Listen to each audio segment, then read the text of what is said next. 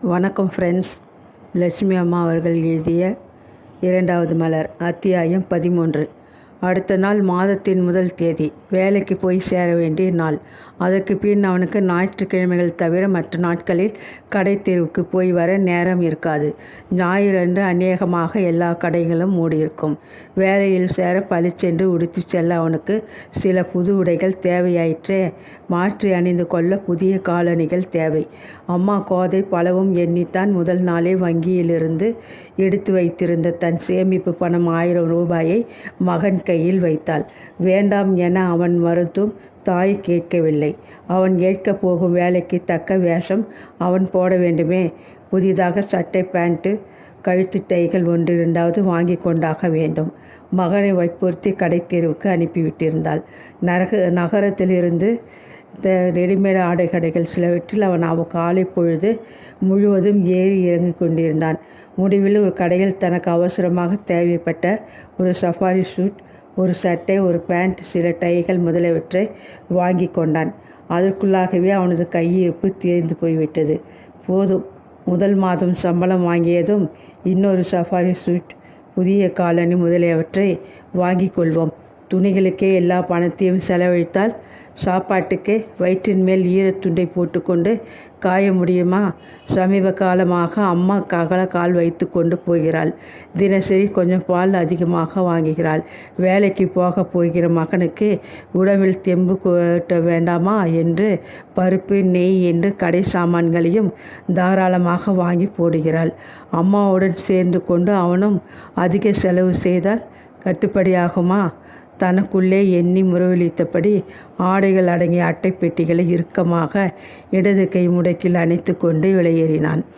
சின்ன வயதில் பண்டிகை நாட்களில் அம்மாவுடன் கடைக்கு போய் அவள் எடுத்து தரும் ஆடைகளை ஆசையோடு வாங்கி கொண்டு வீட்டுக்கு வருவானே. குழந்தைத்தனமானதொரு மகிழ்ச்சியில் பூரித்து போவானே. அந்த சந்தோஷம் இப்பொழுது நெஞ்சை நிறைக்க அவன் மெல்ல கடை வாசலின் படிகளை விட்டு இறங்கி நடைபாதை பக்கம் திரும்பினான். காலையில் புறப்படும் முன் அவன் வயிறு முட்டதான் காஃபி பலகாரத்தை ஒரு கை பார்த்துவிட்டு கிளம்பியிருந்தான்.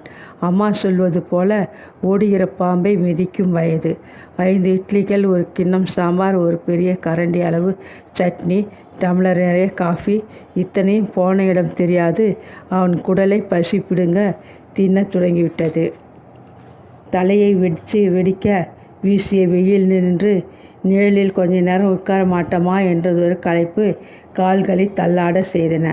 முகத்தில் வழிந்த வியர்வையை கைக்குட்டையால் துடைத்து கொண்டு அருகே இருந்த ஹோட்டல் பக்கம் நடக்கத் தொடங்கினான். அதே கடையில் குழந்தைகளின் ஆடைகளின் பகுதியிலிருந்து இடது மடக்கில் அட்டை பெட்டியும் தோளில் பையும் வலது கையில் ஒரு சிறுவனையும் பிடித்து கொண்டு இறங்கிய இளம்பெண் மூச்சிறைக்க பின்னால் நடந்து கொண்டிருந்தாள். உன் பிறந்த நாளுக்கு ஒரு சட்டை, பேண்ட் 2 வாங்கியிருக்கேன். இதுக்கு மேலே ரயில் வண்டி பொம்மை அது இதுன்னு கேட்டு தொந்தரவு செய்யக்கூடாது. நீ இன்னும் சின்ன பிள்ளை இல்லை. அம்மா கிட்டே ரொம்ப காசு கிடையாது. அப்பா கிட்டேருந்து வாங்கிக்கிட்டுமா? அப்பாவை நீ தொந்தரவு பண்ணக்கூடாதுன்னு தானே நான் இன்றைக்கி வேலைக்கு லீவு போட்டுட்டு வந்திருக்கேன். உன் பள்ளிக்கூடத்துக்கும் இன்றைக்கி நீ மட்டம் போட்டிருக்க. நீ அம்மா சொன்னதை கேட்கிற சமத்து பிள்ளையாக இருக்கணும். மிருதுவான குரலில் தன் மகனை அதட்டி கொண்டு நடந்த அந்த பெண்மணியை திரும்பி பார்த்தான் அருண். திடீரென்று அவனது பிள்ளை பிராயத்தை நினைவு நெஞ்சை நிறைத்தது. இப்படிதான் அவன் தாயும் பள்ளி சிறுவனான அவனது கையை பிடித்து கொண்டு பண்டிகை தினங்களில் கடைத்தெருவில் அலைந்து கொண்டிருப்பாள். சின்ன வயதில் அவன் ஆசைப்பட்ட ஆடையை அவன் வாங்கி கொள்ள அம்மா அனுமதிப்பாள். ஒன்று போதும், அம்மா கிட்ட அதிக காசு கிடையாது கண்ணா. காதறிகள் கிசுகிசுப்பால் கோதை. கிழிந்த புடவையை தைத்து தான் கட்டி கொண்டாலும் மகன் சுத்தமான கிழியாத உடைகளில் நடமாட வேண்டும் என்று அவன் தாய் ஆசைப்பட்டாள். எல்லா தாயாரும் இப்படிதான் போலிருக்கு. தம் குழந்தைகளுக்காக தியாகம் செய்யும் பாரம்பரியத்திலே வழி வழியாக வந்த பெண்கள் அவர்கள். அம்மா, எனக்கு பசிக்குது. புடிப்பையில் மெல்லிய குரலில் முனகினான். 10 வயதில் இருக்கும் அந்த சிறுவன் தீர்க்கமான மூக்கும் பேசும் விழிகளுமாக குழந்தை பருவத்தின் கபடமற்ற அழகு முகத்தில் வழிய பார்க்க வாரி எடுத்து அணைத்து கொள்ள வேண்டும் போன்றதொரு ஈர்ப்பை தந்தான். கடை தெருவுக்கு கூட்டி வருகிறோம் என்ற காரணத்தால் அவன் தாய் அவனுக்கு சுத்தமான பேண்ட் ஷர்ட்டை போட்டிருந்தாள். பாதைகளில் நின்று நழுவி ஓட முயன்ற புதிய செருப்புகளை அங்கங்கே நின்று சரி செய்து கொண்டு தடுமாற்றத்துடன் தாயின் பிடியில் நடந்து கொண்டிருந்தான். கிட்டக்கத்தான் ஓட்டலிற்கு, ரொம்ப சுணுங்காதே. தாயின் அதட்டல் குரல் அருணுக்கு துல்லியமாக கேட்டது. தாயின் பக்கம் தன் பார்வையை மெல்ல பரவிவிட்டான். சிறுவனுக்கு 10 வயது இருக்குமென்றால் தாயாருக்கு 30 வயதாவது இருக்காதா? ஆனால் வட்டமான அந்த முகத்தில் அந்த வயது தெரியாதொரு இளமை. பளிச்சென்ற பார்வையில் மிகுந்த பெரிய கண்கள், எடுப்பான மூக்கு, கோதுமை நிறம், உயர தூக்கி கொண்டையாக போடப்பட்டிருந்த கருத்து அடர்ந்த கூந்தல், கஞ்சியில் விரைத்து நின்ற நீலவாயில் புடவையின் தலைப்பை இழுத்து பொருத்தி கொண்டு அவள் திரும்பி நடம்போது கொஞ்சம் பூசினார் போல பருமனில் உயரமான பெண்ணாக திருவதி கண்டான். சாதாரணமாக அவன் கடை தெருவில் நடக்கும் பெண்களை முறைத்து பார்க்கும் வழக்கமுடையவன் அல்ல. அந்த சின்ன பையன் சினுங்கள் தான் அவனை திரும்பி பார்க்க சேர்த்தது. தூர்த்தூர்ப்பும் துஷ்டத்தனமும் பொங்கி வழிந்த அந்த சிறுவனின் முகத்தில் ஈர்ப்பு அவனை பெற்றவள் யார் என்ற அவளுடன் உற்று பார்க்க செய்தது. அவ்வளவுதான். ஆனால் அவள் எங்கும் பாராது நேராக தெரு மீது கண்ணாக நடந்து கொண்டிருந்தாள். கொஞ்சம் தூரத்தில் இருந்த அதே ஓட்டலுக்குள் அவள் மகன் கையை பற்றி கொண்டு புகுந்தாள். அட்டை பெட்டியை மேஜை மீது வைத்துவிட்டு அப்பாடா என்று பெருமிச்சுடன் அவள் நாட்காலியில் அமர்ந்தாள். அவனைப் போல காலையிலிருந்து நல்ல வெயிலில் அவளும் அலைந்திருக்கிறாள் போலும். முகம் சிவந்து, நெற்றி குங்குமம் வியர்வில் சசிந்து, முடி புரண்டு முகத்தில் விழ மிகவும் களைப்புடன் காணப்பட்டாள். கொஞ்ச நேரத்தில் ஜன்னல் ஓரமாக கிடந்த மேஜை அருகே வந்து உட்கார்ந்து கொண்டாருன்னு கண்களின் தாயின் பக்கத்தில் உட்கார்ந்திருந்த அந்த சிறுவனின் முகம் நன்றாகவே தெரிந்தது. எங்கேயோ அவனை பார்த்திருப்பது போன்றதொரு பிரமை. கொஞ்ச நேரம் அந்த சிறுவனையை வியப்புடன் பார்த்து கொண்டிருந்தான். அருணருக்கு இப்போது என்ன வந்துவிட்டது? யாரை பார்த்தாலும் எங்கேயோ முன்னர் பார்த்து விட்டிருப்பது போன்றதொரு நினைவு, குழப்பம். நாளைக்கு வேலையில் போய் சேரப்போகிறோம் என்றதில் ஏற்பட்ட உற்சாகத்தின் பிரதிபலிப்பா? மேஜை அருகே நிழலாடுவதைக் கண்டு நிமிர்ந்தான்.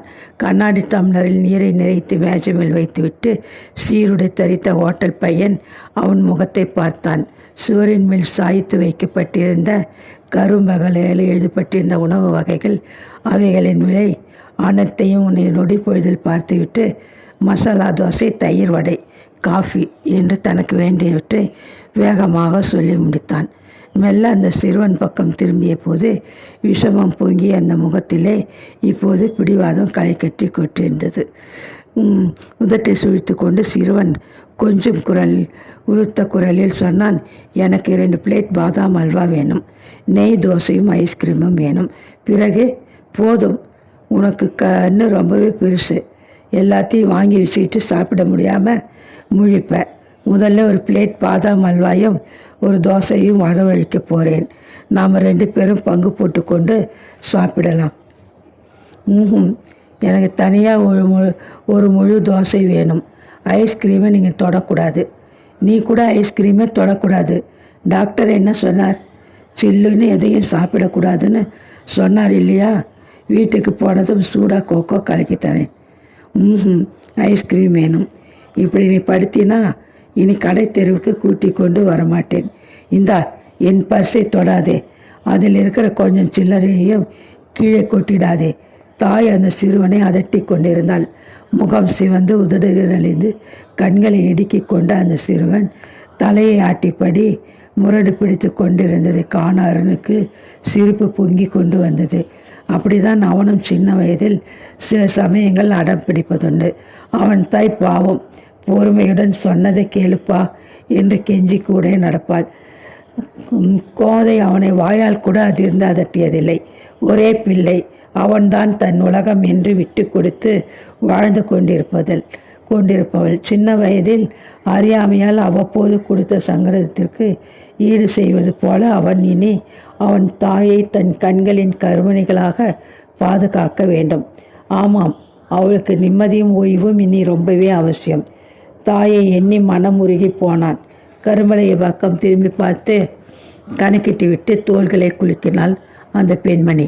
அவனைப் போல அவளும் அடிமட்டத்தை சேர்ந்தவளாக இருக்க வேண்டும். ஆட்டோவில் ஏறிக்கொண்டதும் அடிக்கடி மீட்டரை பார்த்து கணக்கிட்டு கலக்கத்துடன் பயணம் செய்ய வேண்டிய பற்றாக்குறை பட்டாளத்தை சேர்ந்தவள் போல் இருக்குது. அவனது பார்வை அடிக்கடி அந்த சிறுவன் மீதும் அவள் தாய் மீதும் பரவி கொண்டிருந்தது. காஃபியை குடித்து முடித்து டம்ளரை ரபராக்குள் வைத்ததும் பையன் பில்லுடன் வந்து நின்றான். மணி பரிசை திறந்து 10 ரூபாய் நோட்டொன்றை இழுத்து வீங்கான் தட்டின் மீது வைத்தான். கொஞ்ச நேரத்தில் சில்லறையுடன் வந்து நின்ற பையன் நீட்டிய தட்டில் 25 பைசாவை வைத்துவிட்டு மீதி சில்லறையை பத்திரமாக சட்டை பையில் போட்டுக்கொண்டு கிண்ணத்திலிருந்து சிட்டிகை சோம்பை வாரி வாயில் போட்டு மென்றபடி கிளம்பினான். நேரமாகிவிட்டதே, வீட்டுக்கு போக வேண்டும் என்று உந்துதலில் தயாராக நின்ற பஸ்ஸில் ஏறிக்கொண்டான். சட்டை பையில் தயாராக இருந்த சில்லறையை கொடுத்து பயணச்சீட்டை வாங்கி கொண்டு இருக்கையில் சார்ந்தபடி ஜன்னல் வழியே சாலையை பார்த்தான். பாய்க்கடை நிறுத்தத்தின் அருகே வண்டி நின்றதும் உள்ளே உரத்த குரல் கேட்டது. கண்டக்டர் தான் அப்படி இறைந்து பேசி கொண்டிருந்தார். எத்தனை நேரம் சில்லறையை தேடுவீங்க, சீக்கிரம் எடுங்கோ, எரிச்சலுடன் அதட்டினார். அந்த பொடிப்பயலின் தாய் குழப்பத்துடன் தன் தோல் பையை துழாவி கொண்டிருந்தாள். எங்கடா பர்ஸ்? சில்லறையோட ஹோட்டல் மேலே வச்சுட்டு வந்துட்டியா? என் பர்ஸோட விளையாடாதேன்னு சொன்னேனே. மகனை அவள் மிரட்ட அவளை பரிதாபமாக சிலர் பார்க்க, வேறு சில்லறை இருந்தால் சீக்கிரம் எடுவான் என்று கண்டக்டர் தமது எச்சரிக்கையை தொடர, ஒரு சில வினாடிகளில் ஏற்பட்ட அந்த குழப்பமான காட்சியை அருணால் பார்த்து கொண்டு அமைதியாக இருக்க முடியவில்லை. கண்டக்டர் சார், அவங்க எங்கே போகணும்? மாம்பழமா? 2 டிக்கெட்டுகள் கொடுத்துடுங்க என்று தன்னிடமிருந்த மீதி சில்லறையை நீட்டினான். குழப்பம் சப்பென்று ஒரே நிமிடத்தில் அடங்கி போக கண்டக்டர் அவளிடம் பயணச் சீட்டுகளை நீட்டிவிட்டு அவளிடம் பணத்தை பெற்றுக்கொண்டு கூட்டத்தில் நீந்தி கொண்டு உள்ளே நகர்ந்து விட்டார். நுங்கம்பாக்கம் நிறுத்தத்தில் அவன் இறங்கிய போது அந்த பொடி பையன் அவனது சட்டையின் நுனியை பிடித்து இழுத்தான். அங்கிள், அம்மா தேங்க்ஸ் சொல்ல சொன்னாங்க. புன்னகைத்தான். அருண் மனம் உருகி போய்விட்டான். அந்த பையனையும் அவனை பெற்ற தாயையும் பரிவுடன் திரும்பி பார்த்துவிட்டு வேகமாக இறங்கி கொண்டான். வீட்டுக்கு வந்து வெகு நேரமாகியும் அவனுக்கு அவர்கள் இருவரையும் பற்றிய சிந்தனை. பானையிலிருந்து ஒரு டம்ளர் பச்சை தண்ணீரை முகர்ந்து குடித்துவிட்டு கூடத்தில் பாயை விரித்து கொண்டு படுத்தவன் நன்றாக உறங்கி போனான். அம்மா வந்து கதவை தட்டிய போது மாலை பொழுது மங்கத் தொடங்கிவிட்டிருந்தது. கோதை விரைவாக குளியலை முடித்து கொண்டு மாற்றுப்புடவை அணிந்து பரபரப்புடன் சமையலை கவனிக்க தொடங்கினாள். கையோடு கடை தெருவிலிருந்து கொஞ்சம் காய்களை அவள் வாங்கி கொண்டு வந்திருந்தாள். மறுநாளிலிருந்து வேலைக்கு போய் மாடாக உழைக்கி போகிற மகனுக்கு சுவையாக சமைத்து போட வேண்டுமே வேண்டுமென்ற ஆதங்கம் அந்த அன்னைக்கு.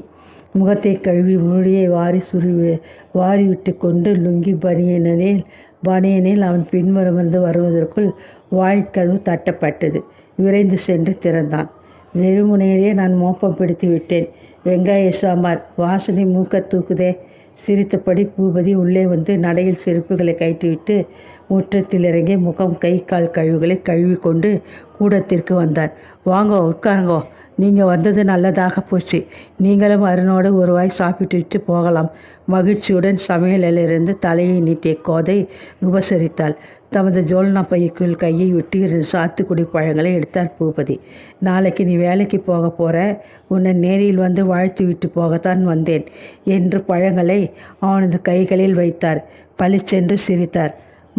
அருண் மனம் நெகிழ்ந்து போனான். நன்றி ஐயா, உட்காருங்க. ரொம்ப களைப்பாக தெரிகிறீங்க. வேலை கடினமாக இருந்ததோ? விசாரித்தபடி பிரம்பு நாட்காலியை கூடத்தில் இழுத்து போட்டான். கடினமாக உழைச்சால்தான் கால் வயிற்றுக்காவது சாப்பிடலாம் என்கிற நிலை. அதை விட்டுத்தலை, வேறு பேசுவோம் என புன்வரலுடன் அமர்ந்தார். வாழை இலை 2 கூடத்து தரையில் பரப்பிக்குவதை மகிழ்ச்சியுடன் வந்தவருக்கு வயிறார உணவு படைத்தாள். அவரும் கூச்சமின்றி கேட்டு வாங்கி நன்றாகவே சாப்பிட்டார். அவருக்கு நல்ல பசி போலும் என எண்ணிக்கொண்டான் அருண். சாப்பிட்டு கைகளை கழுவிவிட்டு புறப்படும் முன் சிறிது நேரம் இருந்து பேசிவிட்டு போக நாட்காலியில் வந்து அமர்ந்தார்.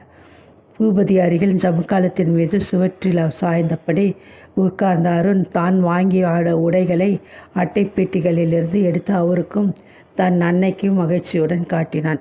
ரொம்ப நன்றாக இருக்கு. உனக்கு திருப்தி தானே அம்மா? மகிழ்ச்சியுடன் கேட்டான். ரொம்ப திருப்தி தான். அதைவிட இன்று நடந்த ஒரு சிறு நிகழ்ச்சி மனதுக்கு ரொம்ப நிறைவை கொடுத்தது என்றபடி தான் சந்தித்த அந்த தாயையும் சிறுவனையும் விவரித்துவிட்டு மெலிதாக சிரித்தான். அந்த சிறுவனை அவன் தாய் கார்த்திக் என்று கூப்பிட்டதிலிருந்து அவன் பெயர் அது என்று புரிந்து கொண்டேன். பூபதி சார், அந்த சிறுவனது முகத்தை எங்கேயோ பார்த்தது போல ஒரு பிரமிப்பு. காரணமில்லாமல் என் மனதிலே ஒரு பரிவு அவன் மேல் ஏற்பட்டது.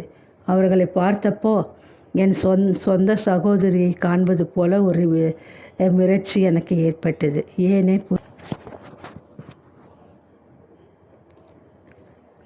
ஏனே புரியலை என்றான்.